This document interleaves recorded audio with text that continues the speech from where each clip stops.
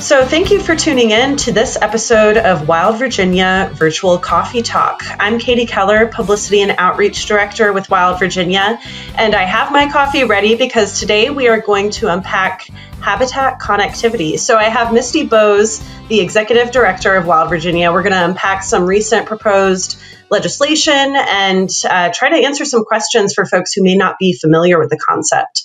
So Misty, thank you so much for joining me today. Thank you so much for having me on. I appreciate it.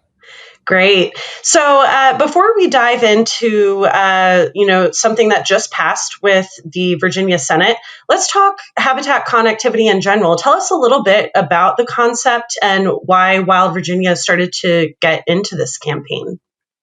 Yeah, sure. So, the idea of keeping habitat connected for wildlife and for ecosystems is newer than I wish it was as a concept. It hasn't been around for a very long time. It kind of started with the island biogeography principle, where, when you look at an island and you see that it's isolated from other habitats, you get some very unusual species, you get some very rare species, you get very fragile species because they are very isolated. And so we've seen this on islands when, anything bad happens to them, it can be catastrophic. Like one species of rat, for instance, can decimate a bird population on an island. And that same principle kind of applies on land. We can look at the landscape and see where islands of habitat are being created by our activities, whether it's development or logging or building roads that fragment the landscape. We're essentially creating islands of habitat that are then, of course, more fragile. Those species don't have as much opportunity to find new mates and new genetic diversity. They're limited into where they can go to get food and shelter. So we have fragmented the landscape in such a profound way, being humans doing what humans do. And so what I love about, our work to protect habitat connectivity is we help to bring those pieces back together. We look at the linkages that could help species move more safely and get what they need. And a lot of it isn't even that hard. We just need to think about it through the lens of wildlife and what they're trying to do. Sure. Yeah, it seems like such an intuitive concept. You want to make sure that because this little piece of our ecosystem is prevented from migrating or, again, like you said, finding mates, it's almost this butterfly effect where it's affecting, our whole existence almost. Right. So tell us a little bit, because I know that with habitat connectivity, obviously on land, that has to do with deer and, road development, sort of preventing those deer from crossing into different habitat, or obviously vehicle collisions is a huge piece of it. But tell us about some of the little critters that folks might not be so intuitive. Sure. Yeah. So we obviously, when we're thinking about, human vehicle conflicts, we're often thinking about the big animals, deer and bear, that we see a lot and hit a lot on our roadways. But there's also just tons of little critters that have a problem with roads too. And they're often so tiny, it's hard to even survey for them. They get eaten before we can even do a survey and see what happened. So for instance, the Virginia Safe Wildlife Corridors Collaborative that Wild Virginia helps to run was looking last year at a couple sites in Virginia where these very small salamanders every February and March in the cold, dark morning, usually on a rainy night, go and do their annual migration across the busy roads. And we were finding, that they were getting hit by cars on these sites. And, surveys were tricky because it's dark and it's cold and it's raining. And of course, you got to get out there and be safe. But those sites are all over the state where little critters are doing annual migrations, and we may not even know. So what's really important is to have people letting us know where they see these places, and then we can begin to do some mitigation. So if you live in an area and you just happen to know of a place where salamanders are migrating, or you see tons of frogs at a certain time of year, or that turtles are very active, let us know, because that's the stuff that we need to have so that we can actually make mitigation efforts. Sure. And, personally, I live on a road where we have an abundance of possums. And I know that, possums are carrying their little babies on their backs. And it's just, when there is a vehicle collision, you just don't know, again, that ripple effect or that butterfly effect, what it's going to be affecting. So let's unpack some of this recent legislation. First, I thought that we could start, I know that Wild Virginia did a lot of work last year and now this year, more recently this month. So let's unpack all of that, if you don't mind.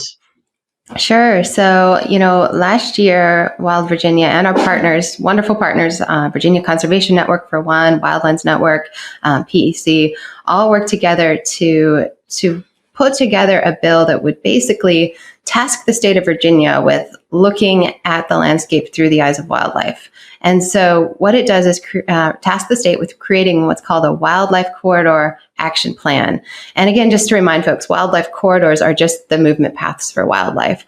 So this wildlife corridor action plan actually requires the state to say, okay, where are the major movement corridors for a host of wildlife? And then what can we do to help wildlife move more safely along those corridors? And what I really think is cool about this bill is it specifically calls on our Department of Transportation to look at wildlife movement patterns when they're planning their roads or reviewing or fixing old roads as well. So whenever they do an environmental review now, they have to think, okay, what can we do to make this a safer pathway for wildlife if this road does indeed intersect with one of those known wildlife corridors? And that's a big deal. And that's why we have so many conflicts, because we haven't thought about that in our planning before. And then it goes one step further as well. And it actually says, okay, if we know that there's wildlife corridors and we know that roads are intersecting with them. And so the bill actually says, okay, VDOT and DCR and DWR, all these agencies, please get together and come up with a list of priority projects that could really help mitigate those conflicts. So where would crossings make sense? Where do we need to install fencing or a crossing or an underpass to help wildlife get where they need to go safely? And it doesn't, unfortunately, fund those projects yet, but at least having the list of projects identified and the priority list of projects identified can help groups like ours at Wild Virginia then advocate to get those things done on the ground and try to find funds to get that work done.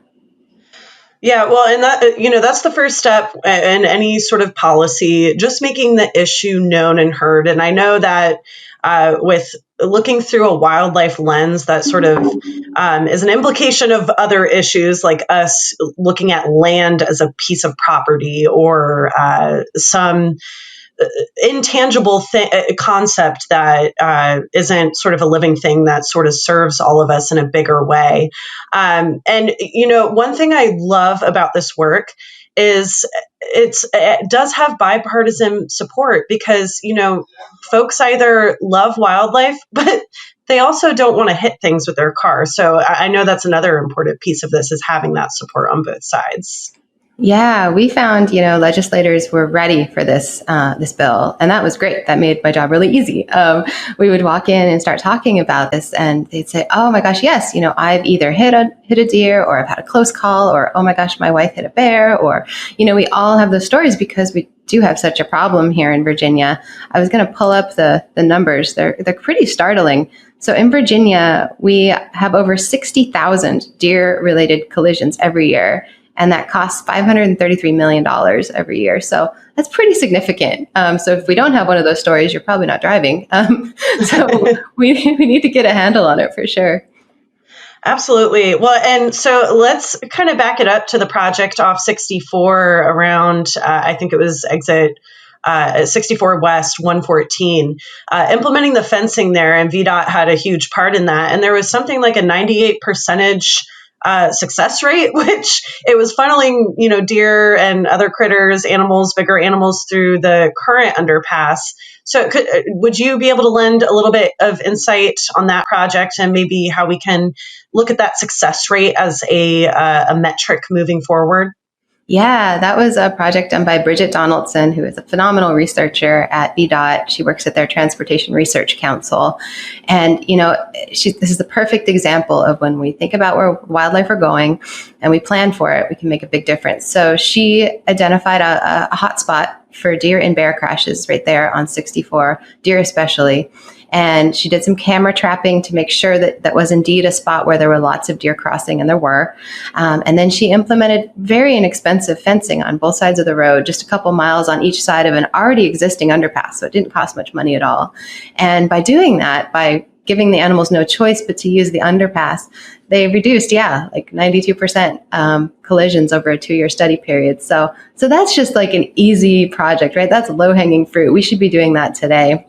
on existing underpasses that have interspaced with roads. And we know from the work of the Virginia Safe Wildlife Corridors Collaborative that we can get a pretty good idea about where some of those hot spots are and where those existing underpasses are too. So I'm really excited that, the bill that just passed last year can help kind of move that work along and make sure that that gets done, because the information's out there. Now we can just, put it all together, put all the pieces and all the agencies together and really get some work done.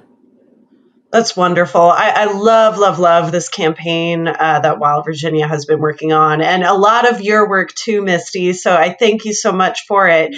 But any closing thoughts that you'd love to leave our listeners with, what they can do or what they can stay tuned for? Yeah, so right now there is another bill this year, and it's actually making its way through the Virginia House of Representatives. Our House of Delegates, it's already passed the Senate last week. And what this bill would do is we have a wildlife corridor action plan that's going to be finished next summer, and that's great. It's going to show us where those corridors are. It's going to show us where those conflict zones are. And what this next bill that we're trying to pass this year would do is say, wonderful, let's make sure those wildlife corridors are integrated into other state planning documents too. So it's not just VDOT and maybe some wildlife agencies thinking about this, but also, the state forester. We're going to have, VDOT's strategic plan will talk about wildlife corridors in the language. And this will ensure that, everyone across the state is looking at the landscape through the eyes of wildlife and then also speaking the same language about how to protect them. And it keeps the Wildlife Corridor Action Plan from being, something that's just on a shelf to something that's really living in our state planning documentation across, the years and across, different administrations. We want to make sure that this is something that we plan for into the future. Because let's be honest, some of this stuff takes a while. So we need to make sure it's alive and something we can be all working towards for a while to come. So what people can do is they can make sure to contact their representatives. And we're actually going to link to that, I believe, in this podcast, right? So folks can go on. We've got all the phone numbers out there for you. We've got the email addresses out there for you. If you can reach out and let your representatives know that you care about this issue, this is the time to do it. The early part of February is when it's really important to reach out and let them know that this is an issue that you think is important, and try to get to them before they vote, which we believe is next Wednesday. And that would be, I think, February 10th. So hurry. Wonderful. Yes, it takes a village, people. So contact your legislators. Stay tuned for future updates on this campaign. It's a super important campaign, and it's one that I love hearing about, Misty. So thank you so much for joining me for this episode of Wild Virginia Virtual Coffee Talk. Thanks for having me, Katie. Have a good one. Thank you for tuning in for this episode of Wild Virginia Coffee Talk. For more information on our campaigns, please visit www.wildvirginia.org. Stay wild, Wild Virginians.